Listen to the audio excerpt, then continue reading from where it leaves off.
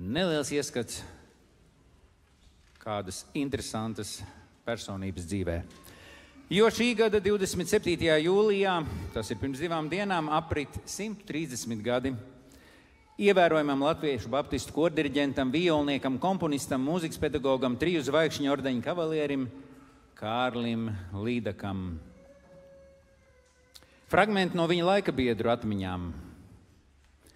Semināra draudzes mūzikas un dziedāšanas skolotājs Kārlis Līdaks strādāja kā administratīvais virsnieks armijas galvenajā štābā, bet visu pārējo dzīvi un spējas veltīja dziesmai un mūzikai.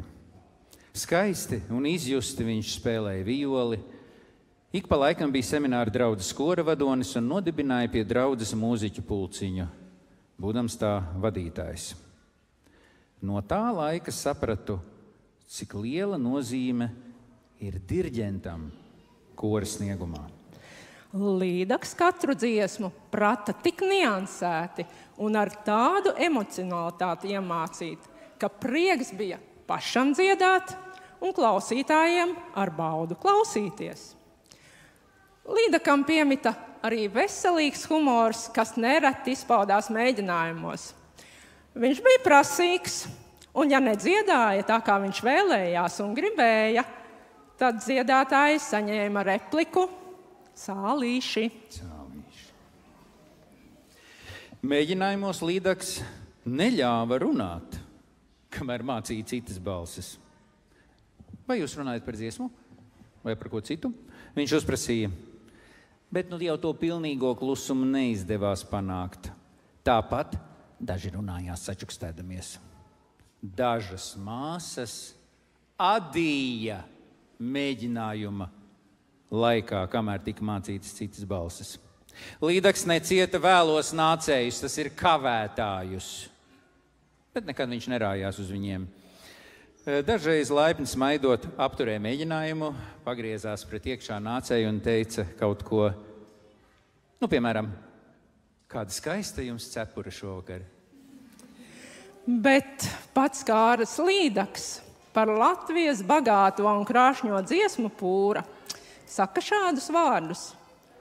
Mūsu mazā latju tauta ar savu bagāto un krāšņo dziesmu pūru var nevien sacensties ar citām tautām, bet droši var nostāties citu tautu priekšgalā, jo tik lielu un tik krāšņu darinātu dziesmu pūru neviena cita tauta nevar uzrādīt. Latju tautas dvēseles prasību, visu piedzīvoto un pārdzīvoto, vai tie būtu prieki, vai bēdas, vai cerības, vai skumjas, smiekli vai asaras, izteikt dziesmā, apliecina skaistais pantiņš. Dziedot dzimu, dziedot augu, dziedot mūžu nodzīvoju. 1941. gada jūnijā Kārlis Līdaks kā Latvijas armijas virsnieks tika deportēts uz Krieviju, kur gadu vēlāk tika nošauts. Mēs svinam Kārlim Līdakam 130 gadus. Kopā ar mazdēlu un radiņiem mūsu vidū sveicam.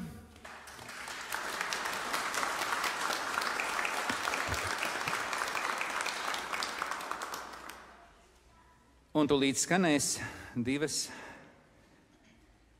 baptistu koristiem mīļas Kārļa Līdaka dziesmas Tik brīnišķi un komponista mūža pēdējais sacerējums dziesma Kungs, es nabaks grēcinieks. Un pēc tam vēl kaut kas saldājienā. Amen.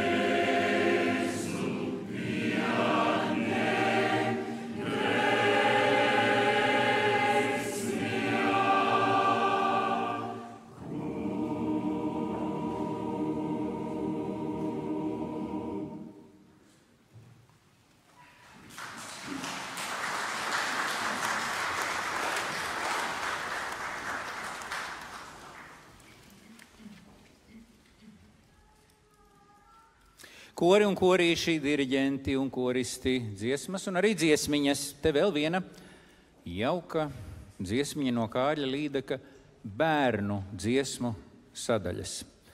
Pasaulē daudz tumsas, tālu vēl ir rīts. Un ko lai dara? Ienes gaismu savā vistuvākajā apkārtnē. Un visa pasaule kļūs mazliet gaišāka. Vai ne Reizī? Aizskan.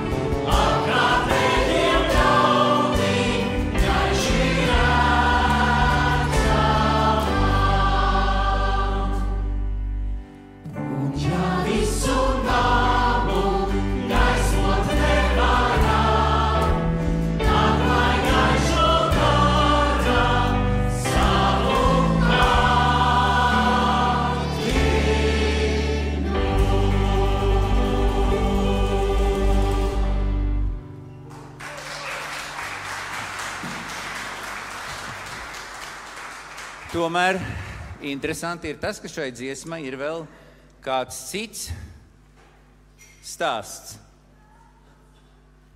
Man šķiet, ka tas stāsts padara šo dziesmu par vienu no populārākajām Kārļa Līdaka dziesmām baptistu lokā visās vecuma grupās. Ja vien tev cilvēki ir darīšana ar dzimšanas dienu, vārda dienu, jubileju, laulības jubileju un citām svarīgām dzīves krustcelēm, tad rēķinies, ka paraudoties tortei un svecītēm, pēkšņi atskanēs šī dziesma ar vārdiem. Kādiem? Ir? Jā?